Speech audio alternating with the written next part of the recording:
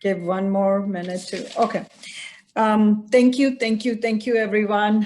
What an amazing, informative, and healing experience for all of us here. It's interesting when the theme was offered for this conference, I was trying to embrace it and figure it out for myself. What does it mean? And I realized that for me, coming to this conference has always been very healing and very restorative healing. And so when we say restorative, what do we mean? We mean to repair, to rebuild, to renew. And I think the synergy, not even energy, the synergy that I've always felt when I've been in these conferences, the connections, the relationships that we have built, I think we all need that. The kind of work we are doing, I think it is very hard when you are the first to acknowledge the trauma, could be individual, personal, or in a community setting, to not only acknowledge and validate it, but to do something about it. It's a big undertaking, and it takes a toll on your own emotional, mental, physical health. And it's like finding that safe zone to have these conversations. We have had some very, very hard conversations this time. And you realize that each one of us have experienced trauma or losses, but inadvertently, consciously, unconsciously, we have or we might have been harming or hurting somebody close to us in community setting or in our family settings. So I think that evolution, that awareness is where we start healing, right? Once we acknowledge, once we validate, that's where it starts to heal. So one thing definitely is important, that even though virtually we were able to connect, but the energy that being together in a safe space brings, hopefully by next year, we can again meet in person.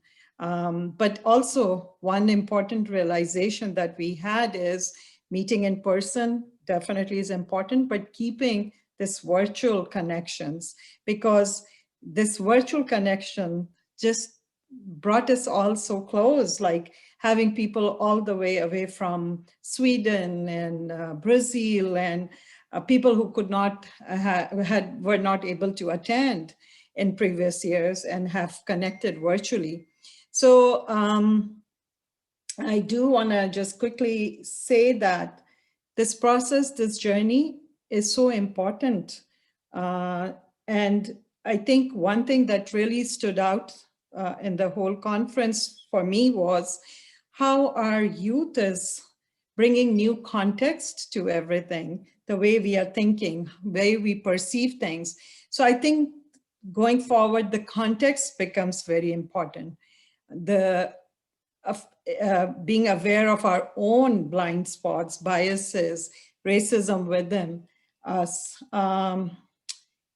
Until unless we acknowledge that, this process, this end goal of liberation would not be achieved. So we have to learn and have that open vision and mind to embrace what the youth is requesting of us or is bringing to us.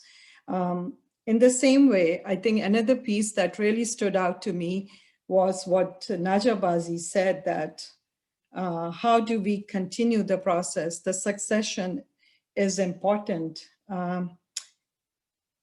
As far as I'm concerned, this conference and people that have been participating in this, we definitely are committed to sustaining and supporting the process.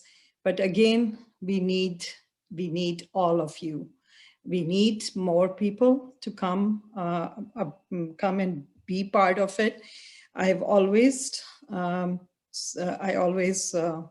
talk about it end of the conference that it's not me, it's not Hamada, it's not Institute, it's all of us. It's all of us. Each one of you is Muslim Mental Health Conference, is Muslim mental health representative, and is a very important piece.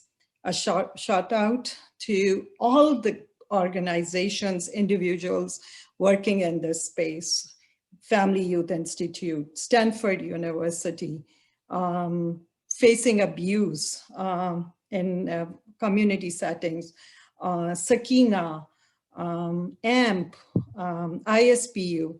I think we are all building blocks of each other. Black psychology, Good Brothers work that Halim Naeem has started. I think we are building blocks of each other. And I would like to end on one thing that I was reading, and it just brought tears to my eyes, is that Prophet Muhammad once said, and he was holding his hand like this and said, "A believer to another believer is like a building whose different parts enforce each other." So that's the spirit of Muslim Mental Health Conference. And I always say, a community today, an ummah tomorrow, and inshallah, a mental health ummah. So thank you all. So I'll just say a few words. So I want, this conference for the last 13 years, I always experienced the same. It's both exhausting because we have to deal with heavy issues, and it's organizationally as well. It's also re-energizing. And so it's once a year, but it's just kind of kickstarts the rest of the year, because we do want to continue engagement and we want to continue building that community. And one way is through becoming part of the Institute for Muslim Mental Health. And so you go to muslimmentalhealth.com, become a member. That's how we connect you. And so we're continuing to scale up our mentoring program. We need to continue to add mentors and expand our mentees. We've been doing a good job, and we do collaborate and work very closely with all these labs, much of which is from this conference. Our connections to Khalil Center, to the Stanford Lab, to FYI, has gone through the conference. And so connecting mentors and mentees through the Institute is something we want to continue doing. Along the same lines of succession, thank you, Bumi, for your leadership and chairing the conference this year. Thank you to all the organizers and all the people working behind the scenes. And thank all of you for your contribution. Jazakallah khair wa assalamu alaikum. So there was something missing in the conference, and I could not close the conference without that special ingredient. So we do have Brother Halim Naeem here. So Halim, would you say, I hope you're feeling better, to say a few words. Assalamu alaikum. You guys see me? Yeah. Okay. I can hear you. Go ahead. You guys see me? Whew. Alhamdulillah. Alhamdulillah. Salatu wasalam. May Allah send our prayers and blessings on our master, the Prophet Muhammad, alayhi salatu wasalam. I don't know if I'm sure Dr. Abbasi and Dr. Hamada talked. Maybe they have said I've been battling COVID for the past few weeks. Sometimes I had COVID, and sometimes COVID had me. But it's not anything to play with. But it is a miracle of Allah what He can do with the body. And it's also a miracle of Allah of how the love and the sincerity of the people who put this conference together, that we always find a way, whether it's virtual, whether it's in person, whether it's any of that. A lot of people who've spoken this weekend and who have listened are doctors and have dedicated, you've dedicated your life, or you're in the process of dedicating your life to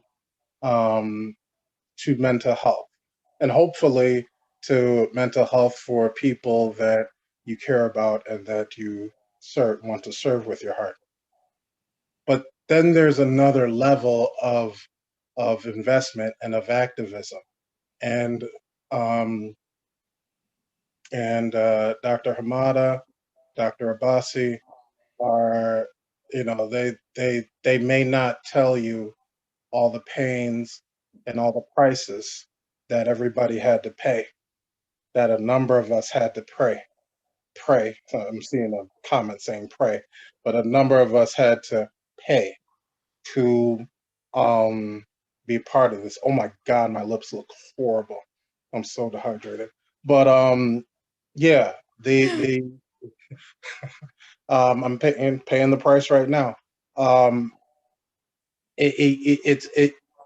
I started looking at the faces, scrolling through Zoom and looking at the faces of just some of the people, Bunmi, Suchi, Mary, Ahmad, and I started remembering the first time that I met, each of them, and it just started bringing tears to my eyes because it there's few things that'll touch your heart like the complete utter investment that you put into something. And when people do what they can and care and put a conference like this, I know nothing about like virtual stuff. Um, that's why I didn't even need or talk a whole lot because um, I don't know. But then Suchi just came in. I remember last year and swept in and Hamad and a number of these people who don't really look for any recognition or anything like that, and just came and swooped in. And Dr. Boss is telling me, oh yeah, we got the same number of people. It was like 250, 270 people. And then I heard it was an upwards of 350 people, this year. So this is we obviously think MSU, who as an institution has invested more money into Muslims' mental health than any other institution in this country, bar none. It's not even close. It's not even close. But when you have the opportunity of that funding, what do you do with it? And these people did something very special. They did something we did something very special.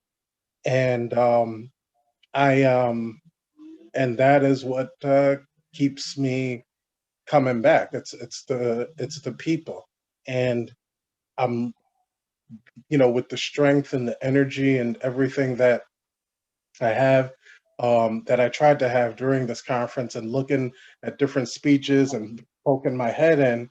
The more I attended this conference, the more I missed you guys. The more I missed you, and I would think about, man, what would I say eh, if we had to troubleshoot this issue, and just that human connection. So there's a lot to be said, obviously, and everybody's been talking about it for the past year, the impact and the social distancing and the impact it has on our psychology. But I really, at the Narratives of Pain event last night, and I want to congratulate Dr. Zain Shamoun. And I was just telling my wife, I was talking, about Zain. I've been talking to Zain since 2002. Like, I knew him in high school. It's been 20 years. Like, there are relationships and investments. Hamada knew me when how old was I, Hamada? I was like 15, 16 years old. Like, it's like decades. So this isn't just like 12 or 11 or 12, actually. Oh, I'm sorry. No, yeah, it was before him. 15 is when I remember. And he knows, like, my dad. He knows my father and his friends. They taught him. That's why he's kind of grumpy now because he doesn't have his good teachers around him as much. You know, like those are people who taught him about life. Dr. Mukhtar Curtis, Sheikh Ali, you know, like he knows that. He knows. That's why he's nodding his head. He knows. Those are people who taught him about not just Islam and life, like life and how to put things together, especially Sheikh Ali, putting Islam and mental health and imams and all that other stuff together. So like these types of relationships, this types of experience, I think it was hard sometimes to understand, like, what's the use of a conference? Like, does it create money? Does it create marketing? Does it create this or that? But I think us getting to our old age, there's something that you can't touch, that is irreplaceable, that happens and sustains itself and is very central and meaningful. And that's our bond and that's our relationship. And look what has come out. Look at the Institute of Muslim Mental Health now. just how people feed into that. And it wasn't, oh, so one organization can go bigger or stronger or anything like that. It was the point of this for all of us coming together is we wanted to do something great. And we wanted to make sure that our people who were suffering, people who were young kids who were committing suicide in silence, people who were being abused in silence, people who were scared to talk about mental health issues in a masjid, everything like that. You know, we could shift and change a culture nationwide, worldwide, so that it's okay now. It's actually okay. And it's looked upon. We clearly remember at the beginning of this conference. What is this, the 13th or 14th one? This is the 13th one? I clearly remember 13, 14 years ago, it was not cool to talk about some stuff like this. And so now it's almost assumed in second nature. That didn't come out of anywhere. That didn't come out of anywhere. That didn't come out of anywhere. That was a lot of sacrifice that people made for this. And it's our hope that you can become part of this sacred sacrifice for all of us moving forward. And we need to, and inshallah, it is our intention to, no details, but we have to come together physically next year, inshallah. It has to happen. Everybody's going to make their choices about how to move forward with their health and with their safety, but it's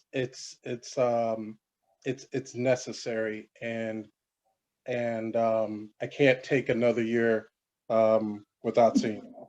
So with that, inshallah, that was a little long-winded, but hey, that's your blessing, because COVID could have made it a lot shorter. So with that, inshallah, we want to send prayers on everyone who is going through a lot of pain and suffering in their families right now, in their minds, in their hearts. People are going through a lot more than you think in this conference. And so we ask Allah to heal us from within, to heal us from the outside, and to ease our pain and make any type of suffering that us and our loved ones and our family are going through to be a shifa, to be a purification and an intercession, a witnessing for us on the Day of Judgment. So with that, and with Allah's name, and with the love that Allah has for the Prophet ﷺ, we want to thank you. We want to bless all of you, and do the most you can to keep the connections going and keep the conversation going until we see each other again next year. Jazakallah khair. Bumi, please wrap it up for us. Yeah, I hate to follow that. I think that's not fair. But it's just so great to see you. I just want to say it's the three people that you see spotlit on the screen have brought me here, have been responsible for me to still be here and to be even chairing this conference. And Lamise, who couldn't make it, has also been instrumental in keeping me involved over the years. In my lowest points and just career-wise and just personally, has really been there to really lift me up. And so I wish her well. You know, in the award ceremony, there was a talk about a succession plan. And when Dr. Abbasi says that she's thought about that succession plan, she's not joking. Both Dr. Abbasi and Dr. Hamada have helped me still, like I said, be here. And it was Dr. Halim who first brought me on. I remember I presented at the conference back in, I think it was 2015 or 2016. And he came up to me and gave me his card and said, "I'd like you to be involved." And I have been involved ever since. And it was when I was struggling in my career, like my PhD program, that one of them, I can't remember if it was Dr. Abbasi or Dr. Halim, who connected me to Hamada, who has served as a mentor to me ever since. And so I hope, you know, I think back to our theme about this idea of restorative healing and liberation, that we are all, you know, you all presented in the ways in which that, you know, you embody that in your work. But I hope this space was healing and liberation for you. I hope you find those connections. I hope you find those mentors, those mentees that keep you going, keep you motivated, because you are needed. We are needed. Allah has given us this purpose. So just thank you, everybody. And thank you for all the organizers. I cannot list everybody's name. I will forget somebody, but there are so many people behind the scenes who have been in this longer than me, who are just phenomenal. And may Allah bless you and be with you and always, always keep you in goodness and light. I mean. Lots of love to Lamise, and just a moment of silence for those who are no more with us. Cheryl Al-Amin, who was a big major building block for the conference. So just a few moments of prayer and then we will wrap it up. Thank you.